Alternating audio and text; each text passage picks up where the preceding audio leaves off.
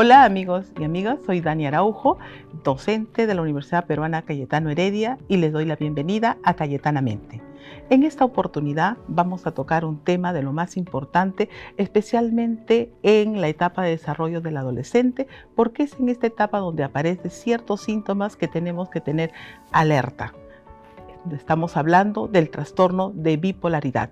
Y para poder hablar, conocer un poquito más e identificar este trastorno, tenemos a nuestro especialista, el doctor Abel Sagastigue, quien es médico psiquiatra, jefe del Departamento de Psicosis del Instituto Nacional de Salud Mental, Honorio Iberio Noguchi, docente de pre y posgrado de nuestra casa de estudio, a quien ya le damos la bienvenida. Doctor, bienvenido. Muchas gracias. Normalmente la bipolaridad encontramos como ya un término un poco normatizado. A veces escuchamos, creo que eres bipolar. Pero exactamente, ¿a qué nos referimos cuando hablamos de la bipolaridad? Claro, normalmente las personas toman bipolar como un cambio, una variabilidad anímica, ¿no? Pero eso no es en realidad un trastorno bipolar, ¿no?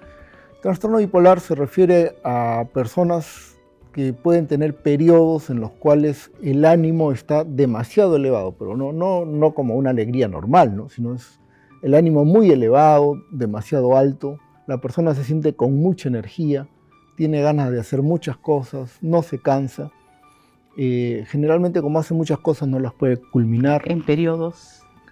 Los periodos, el periodo mínimo es de una semana, pero pueden durar un mes o 2 meses, así incluso, ¿no?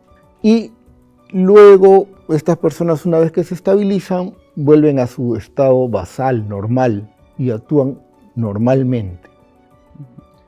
Y luego de un tiempo de estar estables pueden tener otro periodo de mucha alegría, de mucha energía, de pocas horas de sueño.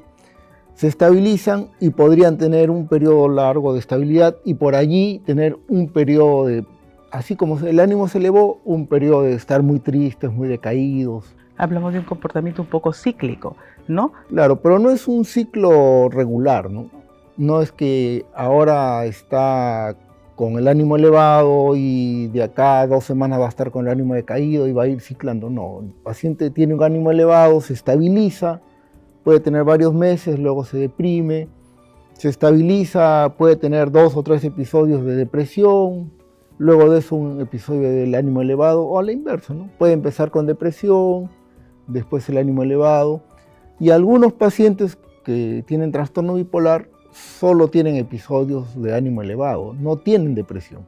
Y también se llama bipolar, ¿no? Claro, porque solamente es claro, una fase. Lo importante para tener el diagnóstico de trastorno bipolar es haber tenido por lo menos un episodio de ánimo elevado. Que hay 2 tipos de ánimo elevado, uno es manía, cuando el ánimo es demasiado alto, y la hipomanía, cuando es un poquito menos, ¿no? Pero en ambos casos estamos hablando de un trastorno bipolar.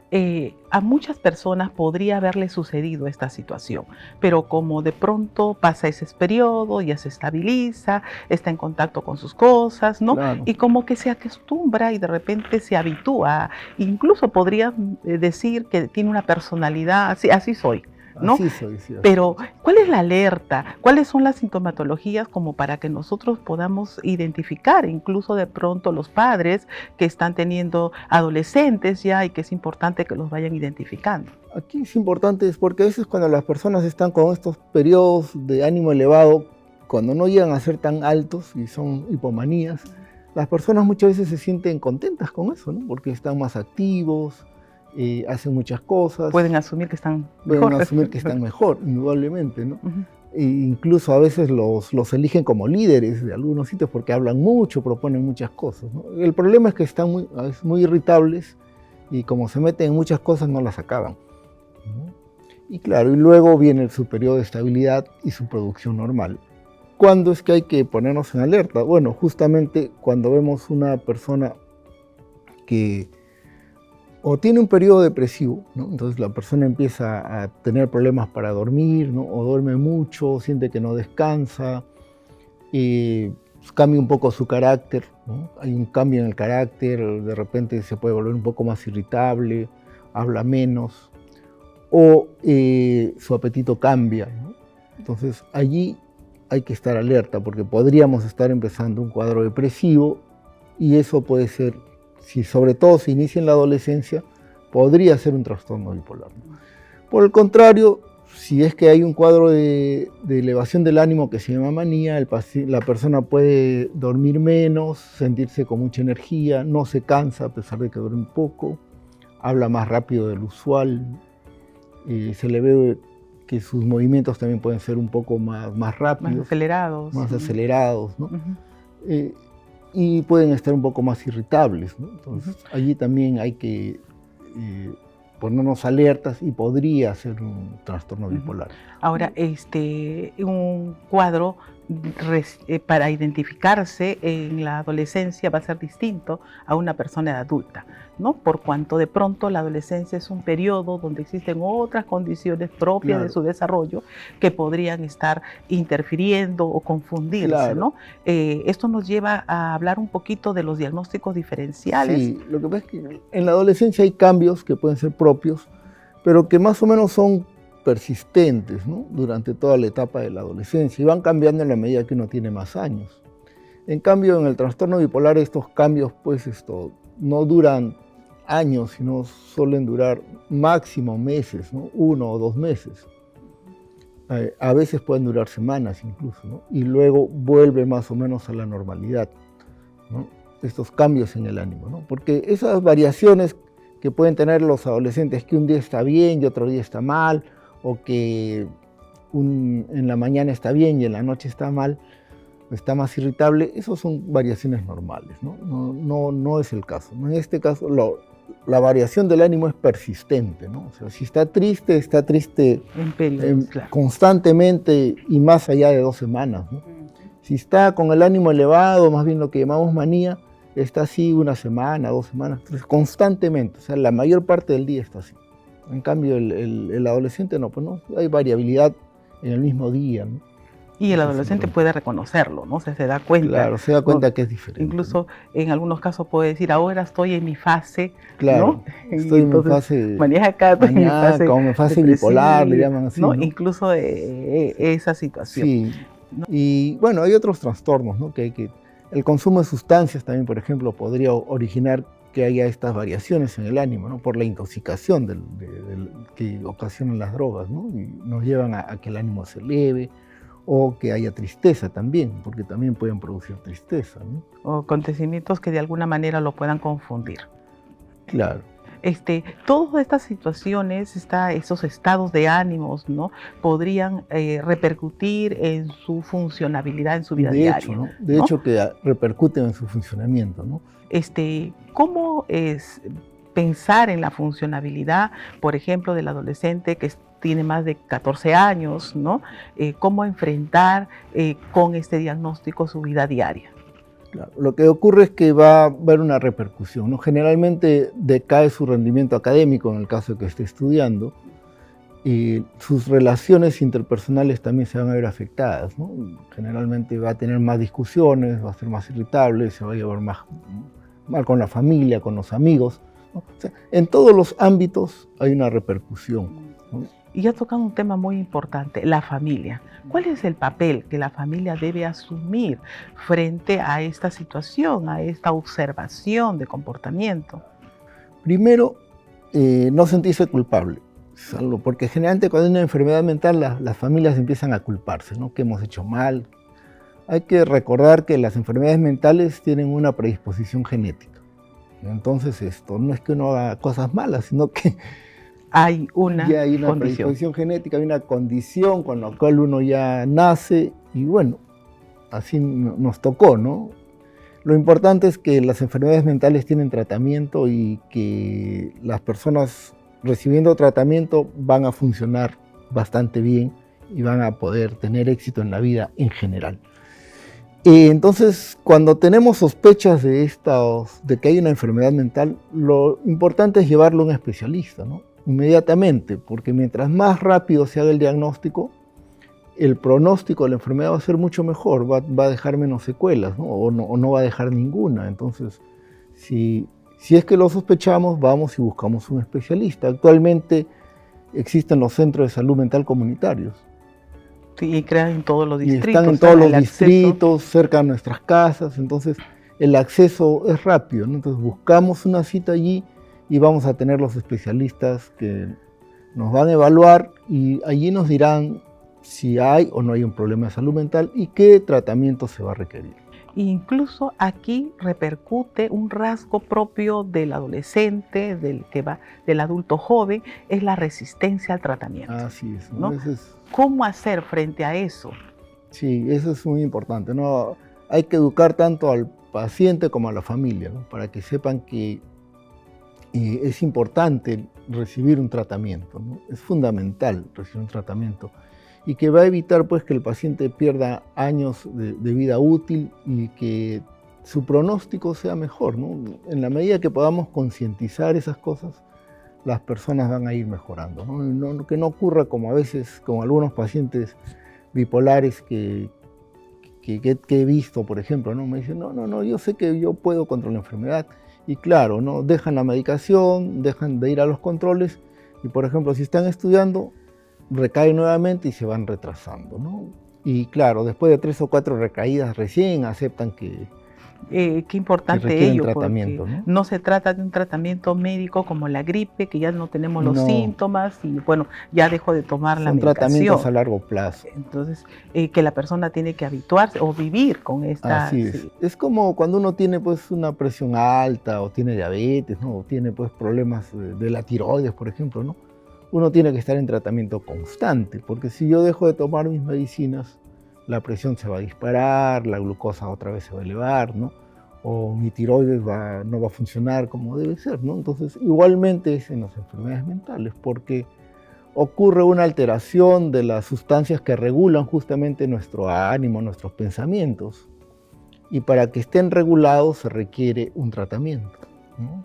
Claro, buscamos la estabilidad biológica como para poder responder conductualmente. Responder, ¿no? ¿no? Y, claro. Y esto nos lleva muchas veces a responder a quienes se preocupan, ya sea la misma persona o los padres, qué expectativa de éxito tienen estas personas, ¿no? Muchas veces escuchamos que, bueno, ya tiene un diagnóstico, ¿qué será de la vida? No, hay una expectativa de éxito. Hay una expectativa, ¿no? En la mayoría de los pacientes, ¿no? Claro, hay algunos que no van a responder muy bien, pero la mayoría puede tener un buen desempeño. Por ejemplo, el trastorno bipolar en general tiene un buen pronóstico cuando está en tratamiento regular, ¿no? Es muy importante que esté por ese tratamiento. Y no es algo que de pronto limite las posibilidades profesionales, no, en general no. Familiares. Las personas con trastorno bipolar pueden hacer una vida normal si están en tratamiento, ¿no? En la mayoría de los casos, ¿no? Y tienen todas las posibilidades. Tienen todas las posibilidades. Otro aspecto importante que de pronto tendríamos que señalar a las personas que ahora escuchando esto podrían estar pensando, yo reconozco esta condición de repente en mi hijo o en una persona de mi familia. ¿Cómo hoy se trata este trastorno? El trastorno bipolar, una vez diagnosticado, requiere un tratamiento farmacológico, que es fundamental, ¿no? Y se usan lo que llamamos estabilizadores del ánimo, ¿no? Que justamente evitan pues que las personas o estén demasiado alegres o estén muy tristes, ¿no? Entonces se llaman estabilizadores del ánimo. En general, si es el primer episodio, se recomienda un tratamiento de 1 a 2 años, ¿no? Tanto en el primer como en el segundo episodio. Pero si ya ha tenido un tercer episodio, la recomendación es que sea de por vida el tratamiento. Y si hay antecedentes familiares de un trastorno afectivo, o sea, de repente tiene un familiar que ha tenido depresión o un familiar que ha tenido trastorno bipolar, la indicación es que aunque sea el primer episodio, el tratamiento sea de por vida, porque lo más probable es que vuelva a recaer. Y el acompañamiento, doctor, en relación a la intervención terapéutica, psicológica, ¿no? Eso va de la mano con... Claro, eso es un tratamiento que estaba asociado, que no reemplaza el tratamiento farmacológico en el caso del trastorno bipolar.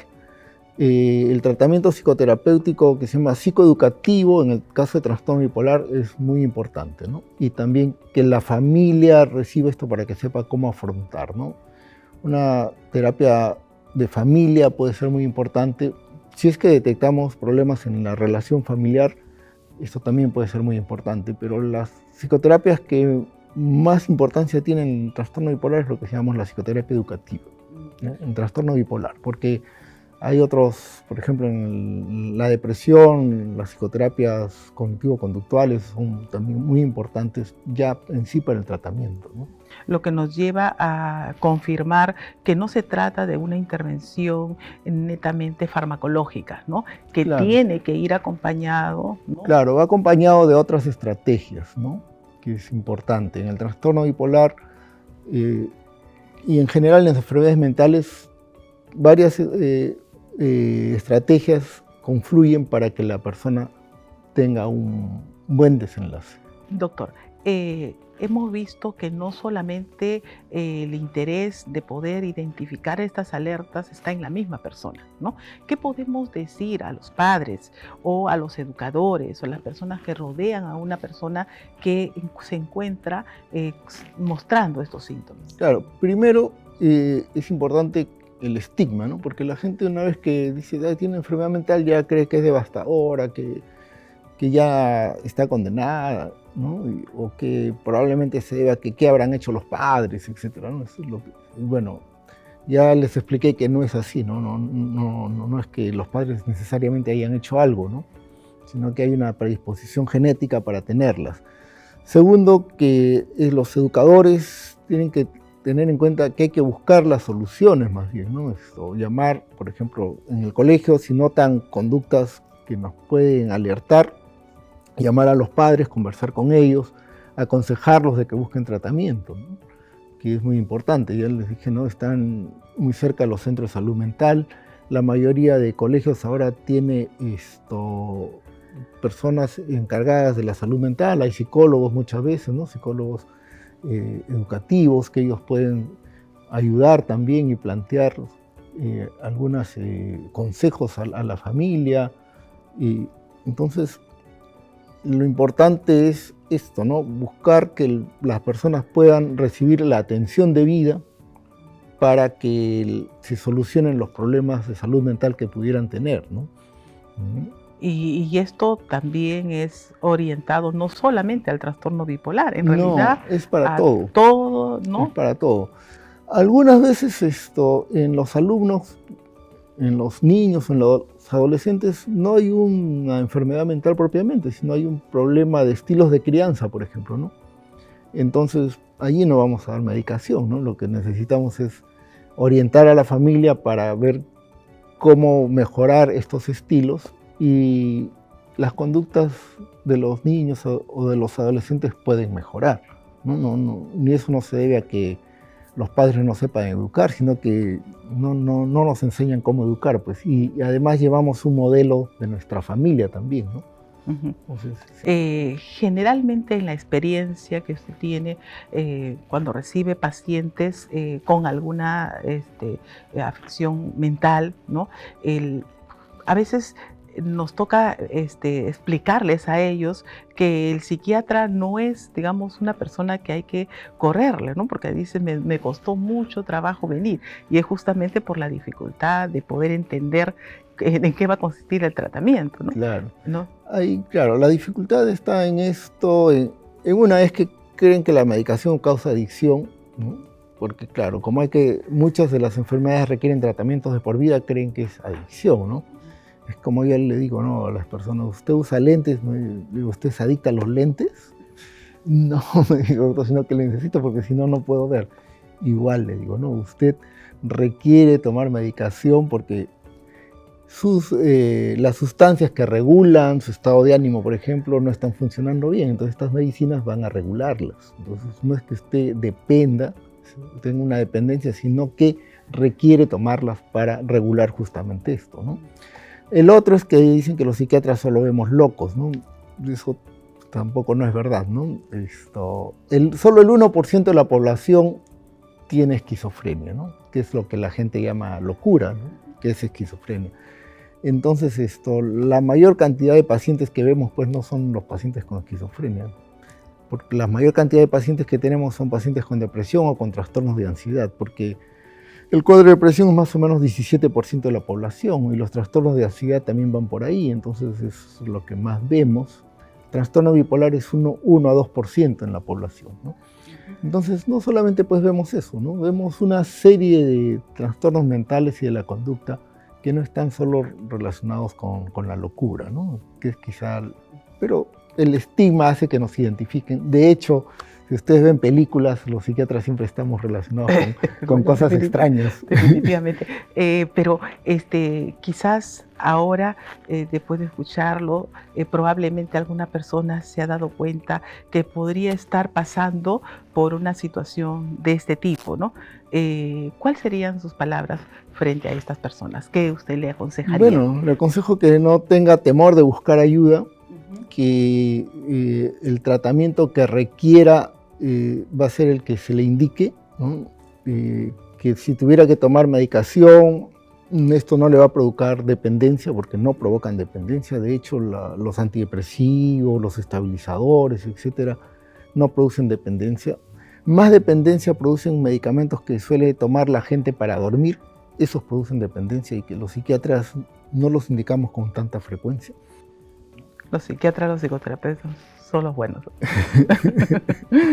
Y así es. Entonces, que no tengan temor de asistir y que hay muchas áreas, ahora tienen sus centros de salud mental comunitarios que están cerca de sus casas y allí pueden buscar ayuda. Y si creen que es muy costoso, no es así, ¿no? O sea, la población que tiene CIS no va a gastar nada, porque el CIS cubre todos los tratamientos de psiquiatría y salud mental. Cubre las intervenciones psicoterapéuticas, cubre la medicación, cubre, si hubiera necesidad de hospitalizar a alguien, también lo cubre. O sea, todo el tratamiento está cubierto por el CIS, ¿no? Entonces, no hay razones para decir, no, es muy caro, no voy a poder, no. Doctor, le agradecemos muchísimo esta oportunidad y sobre todo a esta población que va a requerir, ¿no? Fijarse que de pronto necesita ayuda y estaba en esta duda. Yo creo que ese es un buen paso para que ellos puedan tomar la decisión de mejorar su estado mental. Así buscar y lograr que las personas salgan adelante, ¿no? Porque finalmente los trastornos mentales no nos permiten cumplir nuestras metas. Muchísimas gracias, doctor. El trastorno mental de bipolaridad, vean ustedes que muchas veces se puede estar confundiendo con hábitos, ¿no? O rasgo de personalidad, pero es importante de que se busque ayuda, se identifique y estamos a la mano como para poder prestar ayuda, especialmente en los centros de salud como el doctor nos estaba mencionando. Muchísimas gracias.